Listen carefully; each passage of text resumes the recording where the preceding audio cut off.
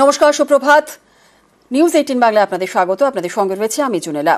গত কয়েকদিনে যে ঘটনা নিয়ে উত্তাল রাজ্য, তার বিস্ফোরক তথ্য নিউজ 18 বাংলায়।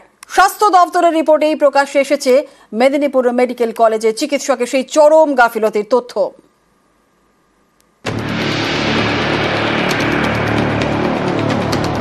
স্বাস্থ্য দপ্তরের এই রিপোর্ট অনুসারে কতগুলি তথ্য পরিষ্কার। মিনারা বিবি, বাচ্চা প্রসবের সময় 35 মিনিট, সম্পূর্ণ অপারেশনের সময় 1 ঘন্টা 55 মিনিট, দায়িত্বে আরএমও সৌমেন দাস। মামনি রুই দাস, যার মৃত্যু হয়েছে, বাচ্চা প্রসবের সময় 30 মিনিট, সম্পূর্ণ অপারেশনের সময় 1 ঘন্টা 20 মিনিট, দায়িত্বে আরএমও সৌমেন দাস। মাম্পি সিং, বাচ্চা প্রসবের সময় 9 মিনিট, সম্পূর্ণ অপারেশনের সময় 1 ঘন্টা 17 মিনিট, দায়িত্বে আরএমও সৌমেন দাস। নাসরিম খাতুন, বাচ্চা প্রসবের সময় 13 মিনিট, সম্পূর্ণ অপারেশনের সময় 2 ঘন্টা 38 মিনিট, দায়িত্বে আরএমও সৌমেন দাস। রেখা সাউ, বাচ্চা প্রসবের সময় 15 মিনিট, সম্পূর্ণ অপারেশনের সময় 1 ঘন্টা 25 মিনিট, দায়িত্বে আরএমও সৌমেন দাস। এই তথ্যে চিকিৎসকদের চরম গাফিলতি প্রকাশ্যে এসেছে। বিশেষজ্ঞ চিকিৎসকদের মতে গড় বাচ্চা প্রসবের সময় 10 মিনিট, এর ফলে সদ্যজাতরও ভবিষ্যতে সমস্যা হতে পারে। এখানে প্রথম দুটি ক্ষেত্রে অনেক অতিরিক্ত সময় লেগেছে, অর্থাৎ পদ্ধতি বা চিকিৎসা সংক্রান্ত সমস্যা ছিল। বাকি 3টি ক্ষেত্রে সমস্যা প্রায় ছিল না। এবার দেখুন চিকিৎসকদের অবস্থান। প্রত্যেকটি অপারেশনের দায়িত্বে একজন আরএমও এবং নির্দিষ্ট কয়েকজন চিকিৎসক থাকেন কিভাবে? আরএমও ছিলেন না অপারেশন থিয়েটার কমপ্লেক্সে। এরপরে সেই মারাত্মক প্রশ্ন, মাত্র 2টি অপারেশন টেবিল একসঙ্গে ব্যবহার করে কিভাবে 5টি অপারেশন করা হলো একই টাইমে?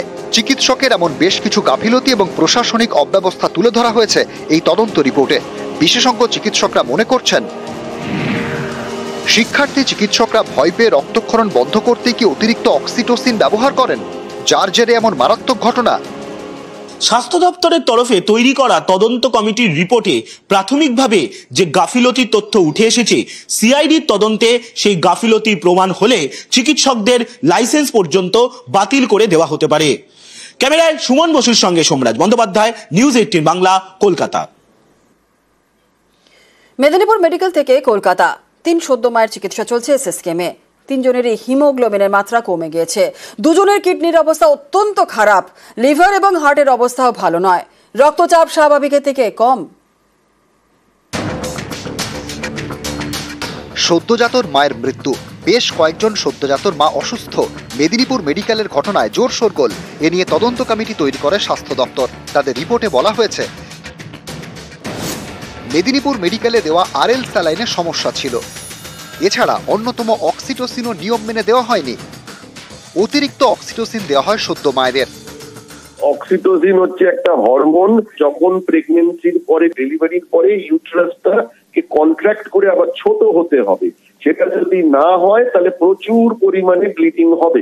এই ব্লিডিং থেকেই প্রসূতি মায়েদের মৃত্যু হতে পারে। কিন্তু একই সাথে যদি টু মাচ অক্সিটোসিন দেওয়া হয়, প্রচুর পরিমাণে জল বা ফ্লুইড রিটেনশন হবে, এবং সেই জল বা ফ্লুইড রিটেনশন হলে ইউরিন আউটপুট কমে যাবে, হার্ট ফেলিওর হবে, পালমোনারি ইডিমা হবে, এবং ইভেনচুয়ালি তার থেকে পেশেন্টের মৃত্যুও হতে পারে। আমাদের একটা গাইডলাইন আছে যে কতটা অক্সিটোসিন কখন দিতে হবে, কতটা ইন্ট্রামাসকুলার দিতে হবে, এবং কতটা ভেইনের মধ্যে দিতে হবে। যে কোনো মেডিসিন তার একটা শেলফ লাইফ থাকে এবং তার কিছু ক্রাইটেরিয়া থাকে। বহু ক্ষেত্রেই আমরা দেখি যে আমাদের অসাবধানতা বশত বা ভুলের জন্য যে এক্সপায়ার করে গেছে সেই অক্সিটোসিন দেওয়া হচ্ছে, এবং তাতে যেটা হবে যে এই ব্লিডিং বন্ধ হবে না, ব্লিডিং হতে হতে পেশেন্ট মরে যাবে। মেদিনীপুর মেডিকেলে প্রসবের পরে অসুস্থ হয়ে পড়েন 5 জন। 1 জনের প্রাণ যায়। 3 জনকে কলকাতায় নিয়ে আসা হয়েছে। এসএসকেএমে তাঁদের চিকিৎসা চলছে। নাসরিম খাতুন, মাম্পি সিং এবং মিনারা বিবি। এদের মধ্যে নাসরিম এবং মাম্পির কিডনির অবস্থা অত্যন্ত খারাপ, লিভার এবং হার্টের অবস্থাও ভালো নয়, রক্তচাপ স্বাভাবিকের থেকে অনেকটাই কম, প্রস্রাব একদম কমে গিয়েছে। 3 জনেরই হিমোগ্লোবিনের মাত্রা কমে গিয়েছে। অভিযোগ, মেদিনীপুর মেডিকেলের সদ্য মায়েদের নিষিদ্ধ সংস্থা রিঙ্গার ল্যাকটেট বা আরএল স্যালাইন দেওয়ায় বিপত্তি ঘটে। আরএল মানে হচ্ছে রিঙ্গার্স ল্যাকটেট, এটা একটা ইন্ট্রাভেনাস ফ্লুইড, যেমন নর্মাল স্যালাইন একটা ইন্ট্রাভেনাস ফ্লুইড। রিঙ্গার্স ল্যাকটেটে ল্যাকটেটেড পোর্শন থাকে একটা।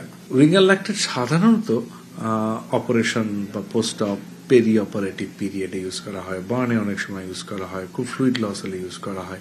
পেশেন্টের বডি কন্ডিশন, পেশেন্টের কেন ফ্লুইড লাগছে সেই কন্ডিশন এবং অ্যাভেলেবিলিটি, সবের উপরেই এটা করে ডিপেন্ড। অক্সিটোসিন সাধারণত মাদের দেওয়া হয়, মানে উডবি মা বা যারা মা হচ্ছেন, লেবার ওয়ার্ডে সবচেয়ে বেশি অক্সিটোসিন ইউজ করা হয়। অক্সিটোসিন ইউটেরাইন কন্ট্রাকশন করায় এবং ল্যাকটেশন করায়। পোস্টপার্টাম হেমারেজ বলে একটা জিনিস আছে, যেখানে মা বাচ্চা হবার পরে মায়ের প্রচুর রক্ত লস হয়, সেখানে অক্সিটোসিন ইউজ করা হয় ইউটেরাইন কন্ট্রাকশন করাবার জন্য। কিসে প্রাণঘাতী হবে সেটা ঠিক প্রেডিক্টেবল নয়। নিউজ 18 বাংলা। আরএল স্যালাইন নিরাপদ নয়, মাস ছয়েক আগে বিপদ আঁচ করে ইসলামপুর মহকুমা হাসপাতাল, বন্ধ হয় আরএল স্যালাইনের ব্যবহার। আর এই আরএল স্যালাইনের পার্শ্ব প্রতিক্রিয়ায় মেদিনীপুরে মেডিকেলে এক সদ্যজাত মায়ের মৃত্যু হয়েছে বলে অভিযোগ। গত সপ্তাহে রাজ্যে এই স্যালাইন প্রস্তুতকারী সংস্থাকে নিষিদ্ধ করে স্বাস্থ্য দপ্তর।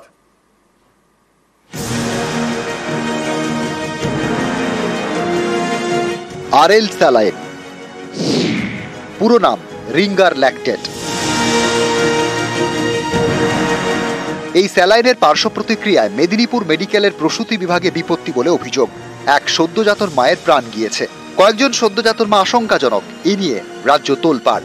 সরকারি হাসপাতালে নিষিদ্ধ সংস্থা স্যালাইন ব্যবহার নিয়ে প্রশ্ন উঠছে। এরই মাঝে প্রকাশ্যে চাঞ্চল্যকর তথ্য।